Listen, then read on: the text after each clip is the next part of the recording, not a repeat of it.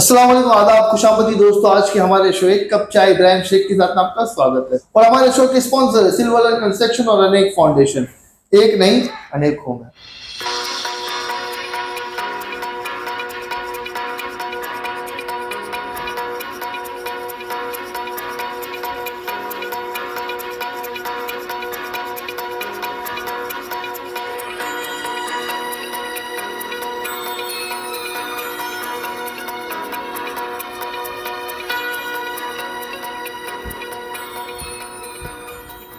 दोस्तों, आज हमारे साथ बात करने के लिए खास मेहमान एनसीपी पार्टी अजीतदादा पवार गुट के मुमताज शाह। तो आपका बहुत बहुत इस्तकबाल है, कैसे हो? जी अल्लाह का शुक्र है, बहुत बहुत शुक्रिया, सब बढ़िया है, फर्स्ट क्लास। आज एक कप चाय को देखते हुए मेरे हिसाब से 2 साल हो गया। 2 साल बहुत अच्छा प्रोग्राम है। आप लोगों के मुद्दे उठाते हैं, लोगों को बुलाते हैं, सुनते हैं, आवाम के बीच में ये बातें पहुंचती हैं और लोग उसको समझते भी हैं। तो आज हम बात करेंगे मुमताज शाह से। आज चाय पे चर्चा हमारी है, कुछ मुमरा के मुद्दे हैं और जैसे कि आपने देखा मुमरा शहर में थोड़ी सी हलचल मची है।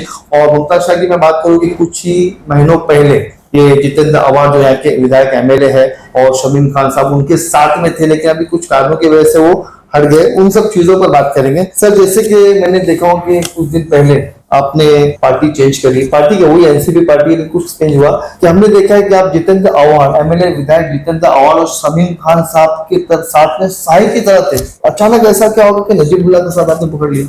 देखिए इब्राहिम भाई, सबसे पहले तो मैं बता दूं, मैं जितेंद्र अवान साहब से पहले 95-96 से मैं पहले समाजवादी पार्टी में था। समाजवादी पार्टी में मैं बहुत ज्यादा एक्टिव था, बहुत सोशल एक्टिविटीज जितनी मेरे से होती थी मैं करता था।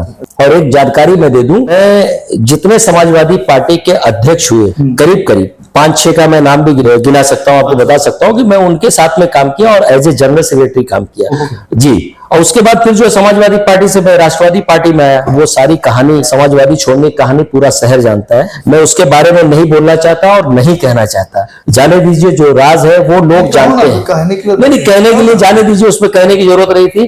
कहीं न कहीं इस शहर के अंदर मैं एक कह सकता हूं, उत्तर भारतीय होने के नाते मैं कह सकता हूं कि समाजवादी पार्टी उत्तर भारतीयों की ही पार्टी के जाए, उसकी ज्यादातर गिनती होती है कि उत्तर प्रदेश से जुड़े हुए लोग ज्यादा है, लेकिन समाजवादी पार्टी मुमरा में एक बहुत ही पावरफुल और ताकत वाली पार्टी थी और उसकी भी विचारधारा बहुत मजबूत थी। लोग उससे जुड़ रहे थे, उसको नगर सेवक थे। लेकिन जितेंद्र अवान साहब के आने के बाद शहर में हमको ये महसूस हुआ, और ये सच्चाई, इसमें कोई कहने की जरूरत नहीं कि अवान साहब का जो पहला टर्म्स रहा, जब वो आमदार रहे तो उन्होंने काम करने की शहर के अंदर कोशिश की कोशिश की काम करने की कोशिश। अब अचानक से छोड़ के क्यों? मतलब क्या उसके बाद के सब कुछ ठीक चल रहा था? मतलब आप तो अवान साहब के गुण गाते थे, हमेशा उनके कामों के गुण गाते, अचानक क्या हो गया? देखिए, आज मैं इस बात को कह सकता हूं कि गुण तो मैंने कभी नहीं गाया किसी के साथ में। अवान साहब चूंकि हमारे आमदार थे, हमारी पार्टी के जिम्मेदार थे, जो उनके काम होते तो हम उसको कहते थे। और कहीं न कहीं ये पूरा शहर जानता है कि समाजवादी में मैं जितना एक्टिव था, जो मेरी जिम्मेदारी थी, मैं उस जिम्मेदारियों को हमेशा सच्चाई शहर के सामने बयान करता था। राष्ट्रवादी में मैं देख रहा था कि जो हक बात कहने के लिए, क्योंकि आगे मैं जब बढ़ते गया, देखते गया, अध्यक्ष जी थे हमारे शमीम खान साहब, जिनके साथ में अध्यक्ष के साथ साथ में मैं जितेंद्र अवान के साथ में, साय के साथ में नहीं रहता था। राष्ट्रवादी पार्टी में शमीम खान साहब के साथ में, साय के साथ रहता था, क्योंकि वो शमीम खान के साथ ज्यादा नहीं रहता था। वो मेरे अध्यक्ष भी थे और वो मेरा दोस्त भी। शमीम खान के वो तो भी वहां और सबसे था, तो आप उनको छोड़ के भागे? देखिए, मैं उनको छोड़ के भागा नहीं। कहीं ना कहीं ये चीजें जो हमारे शहर के अंदर जो हो रही थी, जो बहुत सारी समस्याएं शहर में बढ़ते जा रही थी, मैं उसको देख रहा था और सुन रहा था। जो बहुत सारे मुद्दे थे और उन मुद्दे पे मैं आपके सामने बात भी करूंगा। और कहीं ना कहीं वहां बात करने में, बात कहने में बहुत परेशानी होती थी, क्योंकि हम जिस विचारधारा से आए थे, समाजवादी पार्टी से आए थे, और वहां पे हमको बहुत ज्यादा आजादी थी बात कहने की, चाहे वो बात है जो भी कहने की। लेकिन कहीं ना कहीं हमको लग रहा था राष्ट्रवादी पार्टी में एक प्राइवेट लिमिटेड कंपनी कलवा मुमरा में बन गई थी। इसलिए बन गई थी कि हो सकता है अवान साहब के पास इतना टाइम ना रहा हो कि लोगों की बातों को सुने, अपने कार्यकर्ताओं को सुने, क्योंकि उनका बिजी बहुत ज्यादा शेड्यूल रहता। तो वो मुमरा कौसा में तो बहुत कम ध्यान देते। अभी जिस हिसाब से ध्यान दे रहे थे, अगर इससे पहले वो ध्यान दिए होते तो हो सकता है मुमरा कौसा के मसले भी हल हुए होते और मुमरा कौसा में कुछ काम हुआ होता। आप कह रहे हो कि ध्यान नहीं देते, लेकिन मैंने सुना हो कि जितेंद्र अवान मुमरा के लोगों से जुड़े हुए, उनका नंबर हर किसी के पास है। ऐसा कैसा बाप, इतना बड़ा आरोप लगा रहे हैं आप? अरे भाई, मैं ये कह सकता हूं ना कि साहब का बिजी शेड्यूल था, मिनिस्टर थे वो। क्या बात करते हैं आप इब्राहिम भाई? 2 साल पहले, ढाई 3 साल पहले मैं चैलेंज के साथ में कह सकता हूं, तो मंत्री थे जब कुछ नहीं किया उन्होंने, मिनिस्टर 2.5 साल। अभी आप देख लीजिए ना, शहर के जो हालात है वो आपके सामने है। मैं उसके बारे में तो बोलने की जरूरत नहीं, सब लोग बोल रहे हैं। आज मैं बोलूंगा तो लोगों को लगेगा कि मैं आज पार्टी छोड़ने के बाद बोल रहा हूं, लेकिन कहीं ना कहीं इस शहर के अंदर बहुत जरूरत थी कि कम से कम डेमोक्रेसी सिस्टम के अंदर ये सच्चाई है, ये हकीकत है कि विपक्ष का मजबूत होना बहुत जरूरी है। तो इसलिए ये शहर को जरूरत थी, और वो हमने जो है पूरी मजबूती के साथ, राष्ट्रवादी पार्टी ही में हम लोग है यार, कहने की बात है, लोग राष्ट्रवादी पार्टी में ही हम लोग है। जिस सिंबल पे हम लोग जीते थे, जहां मैं गया था, मैं तो वही हूं। पार्टी तो वो लोग छोड़ के गए हैं, तो सवाल तो आपको उनसे पूछना चाहिए कि आपने पार्टी क्यों छोड़ा। ठीक है, जैसे कहा कि आपने आप एनसीपी के शहीन खान जो कलवाऊं रहते उनके साथ थे, तो आपको इतना बड़ा फैसला लिया, उनसे बताया नहीं आपने? तो उन्होंने आपको बोला नहीं कि सुमताज क्या कर रहे हैं आप? अरे शमीम भाई को लगातार मैं 1.5 साल 2 साल से पार्टी की किसी एक्टिविटीज पे नहीं रहता था, मैं नहीं रहता था। मैं हमेशा उनसे बोलते गया, बताते गया, जो मसले मसाइल पैदा हो रहे, सारी चीजों को मैंने बोला जो है। तो उन्होंने आपको इग्नोर किया? इग्नोर उन्होंने क्या है, मैं समझता हूं कि उनकी भी जो है, और जो उनके साथ साथ में देखिए, मैं एक बात और बताता हूं, सैयद अली भाई साहब है, वो है, हमारा एक पूरा ग्रुप है शहर के अंदर जो है। हम सब लोग राजनीति के साथ साथ में एक भाई और एक हमारा एक अलग से रिश्ता जुड़ा हुआ था। लेकिन कहीं ना कहीं जो कार्यकर्ताओं की मांग रहती थी, जो शहर में जिसकी जरूरत रहती थी, उन चीजों पे मुद्दों पर बात होती थी, लेकिन साहब से नहीं बात हो पाती थी। हो सकता है साहब उनकी भी बात को ना सुनते रहे, तक पहुंच नहीं पाते। मैं वो नहीं जानता, क्योंकि मेरा बहुत कम आना जाना होता था, मैं बहुत कम जाता था। ठीक है, जैसे कि आप लोग लगातार विधायक डॉक्टर जितेंद्र और के कामों का विरोध कर रहे हैं कि उन्होंने काम नहीं किया, ऐसे कौन से काम थे जो 15 साल में उनसे हुए नहीं? देखिए इब्राहिम भाई, ये बहुत बड़ी सच्चाई है। मैं उत्तर प्रदेश का आजमगढ़ का रहने वाला हूं।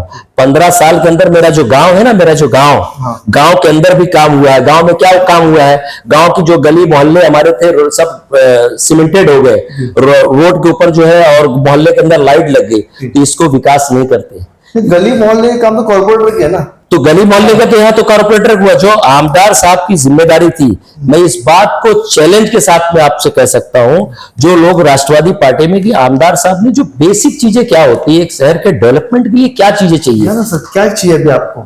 सबसे बड़ी चीज, सबसे बेसिक चीज मैं बता देता हूं। एजुकेशन पे क्या काम हुआ, एजुकेशन पे क्या काम हुआ? ये 15 सालों में इस शहर के अंदर कोई स्कूल कॉलेज कुछ आए, वो भी, और जो कॉर्पोरेशन की स्कूल है उनकी भी आपको हालत बहुत हालत खराब है। और मैं इस बात को इसलिए कह सकता हूं, आपके चैनल के जरिए बुमरा कौसा के लोगों को कहना चाहता हूं, पॉलिटिक्स से हट के, अगर आपकी बुनियाद सही होगी ना, क्योंकि देखिए कॉर्पोरेशन की जो स्कूल होती है, उसमें पढ़ने जाने वाले कौन लोग होते हैं? मिडिल क्लास के लोग होते हैं।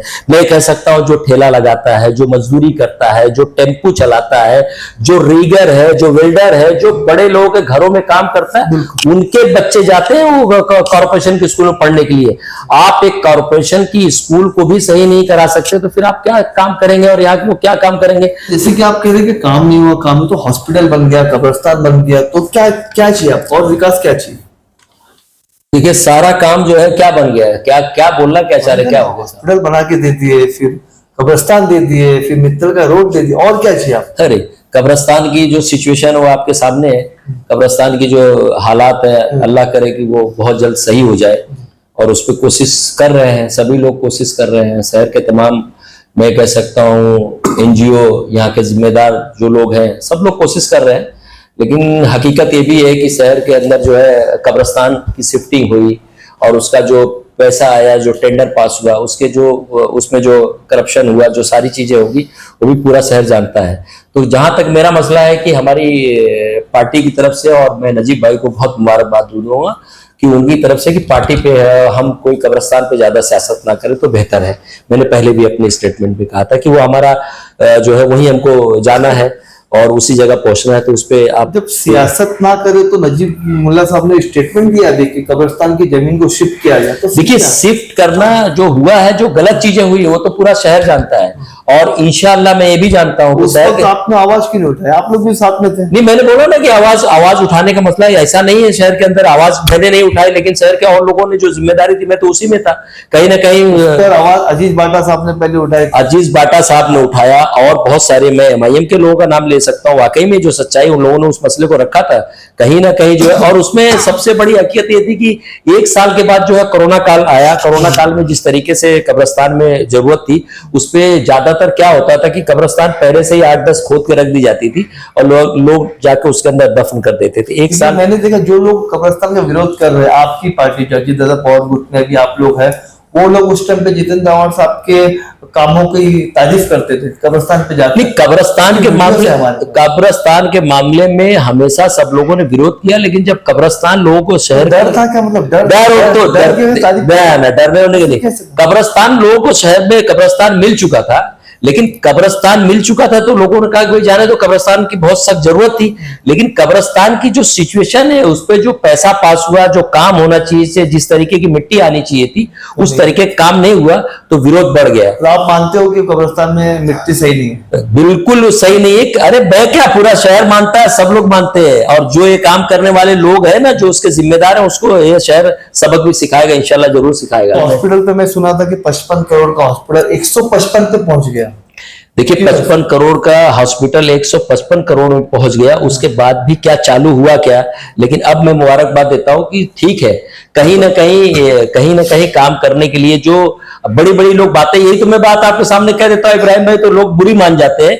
जब शहर में अगर आप ये बात लेते हो जिम्मेदारी की, हॉस्पिटल आप लाए हो, आप बना रहे हो, तो जब वहां पे करप्शन होता है, जब वो लेट होता है, 15 साल से हॉस्पिटल नहीं मिला, लोगों का ट्रीटमेंट नहीं हो पा रहा है। 4 हेल्थ सेंटर है मुमरा कौसा के अंदर, आप देख लीजिए, इसको लेके हेल्थ सेंटर है, हॉस्पिटल अभी नहीं चालू हुआ है, हेल्थ सेंटर है। अब कोशिश जारी है, जब से नजीब भाई ने जिम्मेदारी ली है और वो उसका दौरा कर रहे हैं, कमिश्नर से मिल रहे हैं, उसमें बात कर रहे हैं, तो बहुत जल्द इंशाल्लाह वो चालू हो जाएगा। काफी दिनों से आप लोग पोल खोल कर रहे हैं, पूरा आरोप डॉक्टर जितेंद्र आव्हाड पे लगा रहे हो। आप लोग भी उस टाइम में साथ में थे, नजीमुल्लाह साहब भी उस टाइम में साथ में, कॉर्पोरेशन में तो अच्छी पकड़ थी नजीमुल्लाह साहब की, आज उनका विरोध कर रहे हैं। विरोध देखिए, विरोध क्यों हो रहा है वो आप समझिए ना, इस शहर के अंदर आव्हाड साहब ने काम करने दिया नहीं किसी को। नहीं, आव्हाड साहब के ऊपर जिम्मेदारी, देखिए मैं कौन सी जिम्मेदारी है, मैं आमदार की बात कर रहा हूं, कॉर्पोरेशन की बात नहीं कर रहा हूं। कॉर्पोरेशन का जो काम, आमदार साहब को 15 साल से इसी तरीके से लगातार जो है 15 साल से आमदार आव्हाड साहब ही है ना इस शहर के अंदर। हाँ। जिम्मेदार यही है ना, हम शहर के जो लोगों ने उनको जो है अपना सेवक बनाया था, शहर का पूरा कलवा मोरा विधानसभा का जिम्मेदारी उनके ऊपर दे दी थी। तो आमदार एक सेवक होता है, वो यहाँ जनता की सेवा करने के लिए आता है, जनता की जो समस्याएं होती है उसको हल करने के लिए। क्या किया, सेवा नहीं करी? सेवा करने के बाद देखिए अब तो बॉस हो गए, ज्यादातर उनको लोग बॉस मान लिए ना। अच्छा, हाँ बिल्कुल, तो बॉस बोलते थे। मैंने हमेशा आव्हाड साहब का रिस्पेक्ट किया, मैंने कभी मैं साहब बोला, मैं सर बोला, बॉस नहीं। बॉस, मेरा बॉस तो सिर्फ अल्लाह है, दूसरा कोई। आपने मुद्दा एक उठाया था टोरेंट का, टोरेंट को कैसे हटाएंगे मुमरा शहर से? देखिए हमने मुद्दा उन्हें टोरेंट की हकीकत मैंने पहली कॉन्फ्रेंस में किया है, आज भी बोलता हूं और आपके सामने नजीमुल्लाह साहब ने बोला टोरेंट पे बहुत जल्दी में इंशाल्लाह। लेकिन मैं कह सकता हूं 75% लोग मिडिल क्लास के लोग हैं, जिनकी इनकम और सैलरी 25 से 30 हजार रुपया है इस शहर की, और उससे भी कम, तो मैं ये कह सकता हूं कि यही है, यही स्ट्रक्चर है, यही लोग कमाते हैं। अब वो घर का भाड़ा दे कि अपना परिवार चलाए, बच्चों की फीस दे कि टोरेंट की बिल भरे। टोरेंट तो सबसे बड़ा नासूर है अपने शहर के लिए। ये कह सकते हैं ना कि आव्हाड साहब का जो डेवलपमेंट होता था वो भिवंडी वाले बहुत देखते थे, बहुत लोग खुश याद जाके बताते थे कि भिवंडी के लोग आके देख लो मुमरा में कैसा डेवलप हो रहा है। यहाँ पे जाके साहब ने भिवंडी में जाके अपना डेवलपमेंट दिखा दिया, जो भिवंडी में डेवलप हुआ था, टोरेंट आई थी, उनको समझा कि भिवंडी बहुत डेवलप, वो टोरेंट लाके साहब ने यहाँ दे दिया। और उसकी हकीकत मैं चैलेंज के साथ कह सकता हूँ, कभी पूछ लीजिएगा मेरे दोस्त से शानू पठान और मेरे अजीज दोस्त शहीन खान साहब से कि हम लोग, मैं तीनों आदमी गए थे, हम लोग नागपुर गए थे सेशन में साहब से बात करने के लिए। मैं वो बात कह चुका हूँ और हल्फिया में बात करता हूँ, झूठ नहीं, बुला के पूछ लीजिएगा क्या हुआ वहां पे गए थे। टोरेंट का नोटिफिकेशन जारी हुआ था, कलवा मोरा विधानसभा में हुआ था और मालेगांव में। मालेगांव के उस वक्त आसिफ भाई वहां के जो है आमदार थे, मालेगांव में तो नहीं टोरेंट आई। तो कहीं ना कहीं साहब के ऊपर एक भरोसा था ना, हम लोगों की उम्मीद थी। आपका कहना है कि जितेंद्र आव्हाड ने मुमरा शहर में टोरेंट लाया? भिवंडी की तबाही, भिवंडी की बर्बादी, भिवंडी के हालात बहुत नजदीक है, यहाँ से 10 किलोमीटर, और भिवंडी और मुमरा का रिश्ता जुड़ा हुआ है। ये देखते हुए भी हमारे शहर के लोगों को, हमारे शहर में जो है टोरेंट दी गई। मेरी उतनी ताकत नहीं थी, मैंने उस टाइम भी विरोध किया था, अभी भी कर रहा हूं, अभी भी करते रहूंगा, लेकिन टोरेंट से हमारे शहर में तबाही आई है। अब टोरेंट से जो तबाही आई है वो सेकुलरिज्म के नाम पे बचेगी नहीं। और क्या नाराजगी थी आपकी पार्टी से? नाराजगी, अब नाराजगी तो एकदम आपके सामने, एक तो सबसे बड़ी नाराजगी मैं बता दूं, हम लोग जो है समाजवादी पार्टी से आए थे, हमारे साथ में हम बहुत अच्छा हमारा कैडर था। हमारे ये हुआ था कि हमारे लोगों को इलेक्शन में टिकट मिलेगा। हम उत्तर भारत के समाज के इतनी बड़ी पार्टी से हम आए थे, लेकिन क्या हुआ, मेरी माँ को स्टेडियम में बुला के उनको खड़ा किया गया। हाँ, मेरी माँ को खड़ा किया गया। शमीम भाई की माँ थी तो वो मेरी माँ थी। टिकट नहीं दिया, नहीं टिकट दिया गया, उनको बुला के, वो भी नाराजगी थी। मैंने उसका एहसास नहीं किया, मैं आज आपके सामने बोला, मैंने वो एहसास नहीं किया। दूसरी नाराजगी फिर पैदा हुई कि हमारे ही साथ का हमारा दोस्त जफर नोमानी के कैरियर खत्म करने की बात की गई। ये बहुत बड़ा मसला है, दोनों मसला थे। वो बात अलग है कि वो मसला होने के बाद भाई साहब ने हो सकता है कुछ नहीं किया, शमीम भाई ने उस बात को सीरियस नहीं लिया होगा था कि कहा कि खुददारी इखलासो गैरत ही तो कुल सरमाया थी, खुददारी इखलासो गैरत ही तो कुल सरमाया थी। ये भी शहर में बेच आए हैं गांव के भोले भाले लोग, और मालिक को मजदूर की एक एक रोटी मुफ्त की लगती है। हाथ के छाले क्यों नहीं गिनते जब गिनते रहने वाले लोग। आपकी इज्जत के साथ खिलवाड़ किया जाएगा, माँ को स्टेडियम में बुला के टिकट नहीं दिया जाएगा, वो तो हमने बर्दाश्त कर लिया, हमारी पूरी पार्टी ने बर्दाश्त कर लिया। उसके बाद हमको एक टिकट दिया गया, जफर नोमानी को टिकट दिया गया, और उसको जफर नोमानी कारपोरेटर बनता है। तो क्या हुआ, उसके साथ पूरा शहर जानता है, जिस तरीके से उसका करियर खत्म और तबाह करने की बात की गई। तो कहीं ना कहीं उसको पूछने के लिए हमारा नजीब भाई आया, और अल्लाह ने आज वो इज्जत दी। नजीब भाई को मुबारकबाद देता हूं कि आज वो एनसीपी कलवा मुमरा का अध्यक्ष हो गया। तो बहुत सी बातें हो गई।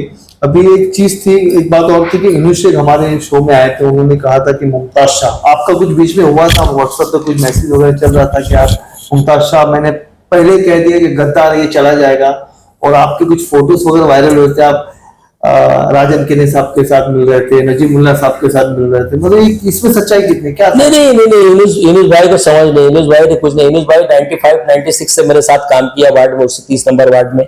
वो राष्ट्रवादी पार्टी में था, मैं समाजवादी पार्टी में थे, हम दोनों दोस्त थे, हमेशा मिलता। तो वो भी वार्ड को मसलों के लेके सीरियस रहता था, मैं भी उसी वार्ड में काम करते थे। यूनुस भाई को लगा मैं राष्ट्रवादी पार्टी में था, मैं 1.5-2 साल से मतलब पार्टी की ज्यादा एक्टिविटीज में नहीं रहता था, मैं तमाम लोगों से मिलता था, और मेरी आदत भी है 20 साल से, और आज भी है। और राजन दादा से मेरा पारिवारिक रिश्ता है, नजीब भाई से मैं जुड़ा हुआ हूँ, और नईम खान साहब से जुड़ा हुआ हूँ। भाई साहब तो हमारे गार्जियन ही है, आप जानते ही हैं, उसमें कोई कहने की बात नहीं है। और यही चीजों को तो मैं अर्ज में बैठता हूँ, तमाम लोग मिलने के लिए जुलने के लिए आते हैं, मिलते जुलते रहे। मैं यूनुस भाई को भी दावत देता हूँ, मेरा दोस्त है कि अर्ज पे आए, चाय पिए, देखे वहां क्या बात होती है।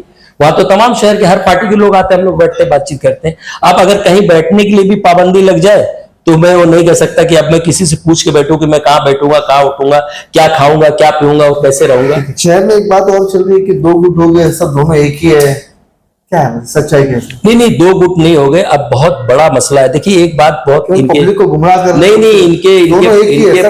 इनके बहुत सारे बच्चे जो है, मुल्ला और जितेंद्र और सबको एक ही मंच पे देखा जा रहा है लगातार, उसकी वीडियो नहीं, वो जो शहर में, वो तो उलमाए कराम का प्रोग्राम, अगर हमारे शहर के उलमाए कराम कोई प्रोग्राम रखेंगे और बुलाएंगे तो हम लोग नहीं जाएंगे। और क्या पॉलिटिक्स में ये कि कहीं वो है लिखा है कि आप एक दूसरे की शादी ब्याह एक दूसरे से मिलो मत और मत जाओ। जब शहर में कोई प्रोग्राम होगा तो सब लोग जाएंगे ना, सब लोग जाएंगे और मिलेंगे, बातचीत भी करेंगे, मुद्दों पे बात होती है, सब लोगों ने अपनी बात रखी। जैसे कि अभी चल रहा है कि अब की बार आमदार कौन मुमरा कलवा? देखिए अब की बार आमदार एकदम क्लियर हो गया है। अब की बार सेकुलरिज्म की बहुत बात चलती है कि सेकुलरिज्म का पूरी जिम्मेदारी सिर्फ जो है मुमरा और मुसलमानों ने नहीं ले रखी है, 52 हमारी हिस्सेदारी है, और इंशाअल्लाह अब कलवा के लोगों की जिम्मेदारी ज्यादा बढ़ जाती है, क्योंकि लगातार 15 साल से यही बीजेपी और शिवसेना के दम पर मैं कह सकता हूं, ये तीनों लड़ाई जो साहब लड़े हैं ना, यही लड़े हैं। किस पे लड़े हैं? जो है सेकुलरिज्म के नाम पर शिवसेना के अगेंस्ट में, और उसी शिवसेना के साथ में आप लड़ने के बाद, इस शहर में आप कहने के बाद कि आप बीजेपी और शिवसेना के अगेंस्ट में लड़ रहे हैं इलेक्शन तीनों, और जीतने के बाद आपने क्या किया? उन्हीं के साथ समझौता करके जाके आप मिनिस्टर बन गए, तब आपका सेकुलरिज्म खत्म हो गया। ये 92 के बाद की ही बुनियाद है, जो शहर बसा है ना 92 के फसादात के बाद डेवलप हुआ है शहर। इसमें न जाने कितने लोगों के घरों की तबाही हुई है, कितने लोग दबे कुचले, और कहीं ना कहीं जो 92 में जो बाबरी मस्जिद शहीद हुई थी, वहां से दबे कुचले लोग आए। तो ये जो लड़के जो आज बैठ के बहुत बीजेपी करते हैं, जो बातें करते हैं, उनको समझना चाहिए था वो 5 साल 6 साल के रहे होंगे, आज वो 20-24 साल के हो गए। 92 में उन्होंने देखा नहीं कितना बड़ा दंगा हुआ और कितना बड़ा कौन लोग थे वो कराने वाले। बीजेपी की आपने बात निकाल, मैं बोल देता हूँ कि अजीत दादा पवार बीजेपी के साथ उनका समर्थन था अभी लोकसभा चुनाव में, आप भी उनके साथ हो, बीजेपी में आप भी हो ना? देखिए हम बीजेपी में नहीं है। कैसे नहीं? अब ये देखिए हमारी पार्टी अलग है, हमारी विचारधारा अलग है। पार्टी का गठबंधन है ना, गठबंधन देखिए, अब गठबंधन है सिर्फ इस चीज के लिए। नजीब मुल्ला को देखा जा रहा है, बीजेपी के मंच पे देखा जा रहा है, अभी फोटो वायरल होता है। नहीं, वो फोटो तो सबका वायरल होता है। नजीब मुल्ला बीजेपी के बैनर पर स्टेज पे जा सकते हैं। अरे मैं अपनी आंख से देखा हूँ, हमारे आमदार साहब के, फडणवीस साहब के बहुत अच्छे ताल्लुकात है, हमेशा मिलते हैं, हर मसले को लेके जाते हैं और रहते बातचीत करते हैं। ताल्लुकात अलग चीज, गठबंधन अलग चीज, गठबंधन है। जितेंद्र और का गठबंधन है कि नहीं, मायावती उनका गठबंधन नहीं, लेकिन ये गाड़ी में हो नहीं, लेकिन ये बात सच्चाई है ना, ये जो गठबंधन है किस चीज के लिए है? आज एक चीज है, मैं ये कह सकता हूं कि मैं बहुत ज्यादा उन पे आगे बात नहीं करना। 288 सीट पे जो गठबंधन है, मैं मुमरा कलवा विधानसभा की बात कर रहा हूं। आपका भाई, आप 52% आपकी हिस्सेदारी की बात कर रहा हूं कि यहाँ से मुस्लिम आमदार जीत के जाएगा तो 288 में आपके मसलों को आप अच्छी तरीके से रख। अगर यहाँ से मुमरा कलवा, अगर नजीब मुल्ला यहाँ से उनको टिकट नहीं मिलती है, कुछ होता है एंड टाइम पे, कुछ भी हो सकता है, और यहाँ पे कोई दूसरा कैंडिडेट रहा उसको आप सपोर्ट करोगे? बिल्कुल जो है राजन किने दादा खड़े होंगे, हमारा तो है ना राजन दादा, क्यों राजन दादा को टिकट मिलेगा, हम राजन दादा को सपोर्ट करेंगे, और नजीब भाई को मिलेगा तो हम 100% नजीब भाई को सपोर्ट करेंगे, उसमें तो कोई कहने की तो बात है ही नहीं। मतलब बीजेपी के साथ नहीं हो? हम बीजेपी के साथ नहीं है, हम जो है के पार्टी के कुछ लोगों का बैनर लगा था 15 अगस्त के दिन, क्या था? अरे वो यार बैनर की जो सियासत है वो तो शहर पूरा जानता है, वो जाने दीजिए। तो दिखा दिया बैनर कौन लगाया, कैसे लगाया, उसकी सच्चाई आपको मालूम है, पुलिस स्टेशन में आप थे, आपने देख लिया है, जाने दीजिए, वो सब बात करने की जरूरत नहीं है। और पूरा शहर जो है ये इस चीजों से अब जो है ना, अब शहर समझ रहा है, इस शहर को जो जरूरत है ना उस पे काम होगा इंशाल्लाह। जो काम होगा ना, ये बीजेपी के नाम पे बहकावाबाजी बंद करिए, और यहाँ पे जो है अब इंशाल्लाह नजीब भाई नाम की जो एक चीज, आपका भाई जो आया है ना, इंशाल्लाह उसके अंदर वो क्वालिटी है कि उसको एक बार आमदार बनाइए, जो मसला होगा, और जिम्मेदारी अब मैं कह रहा हूँ फिर सेकुलरिज्म की जिम्मेदारी है। 50%, 52% हम है, 48% कलवा में नॉन मुस्लिम लोग हैं, तो ये जब दोनों गठजोड़ कर जब एक मुस्लिम जीत कर आएगा ना, तब असली सेकुलरिज्म तब दिखाई पड़ेगा कि अरे यार, कलवा मोरा विधानसभा से 15 साल से लोगों ने अवार्ड साहब को जिता के भेजा, अब की बार नजीब भाई को भेजा है, तो एक इतिहास लिखा जाएगा 149 कलवा मोरा विधानसभा। सर बहुत बहुत शुक्रिया हमसे बात करने के लिए। इब्राहिम में बहुत बढ़िया रहा, आपने बातें बहुत सारी की, और उन बातों में हो सकता है मुझसे कुछ गलतियां भी हुई होगी, तो मैं माजरत चाहता हूं, लेकिन एक चीज मैं शहर के कह सकता हूं कि जो हालात है कि हौसला रखो, रात बीतेगी और देखना रोशनी ही जीतेगी। बहुत खूब दोस्तों, ये थे मुमताज शाह, जिनसे हमने मुमरा शहर के मुद्दे पर बात करी, और थोड़ा जो माहौल चल रहा है मुमरा शहर की राजनीति पर उससे बात करी। तो फिर मिलेगा अगले मेहमान के साथ। अल्लाह हाफिज।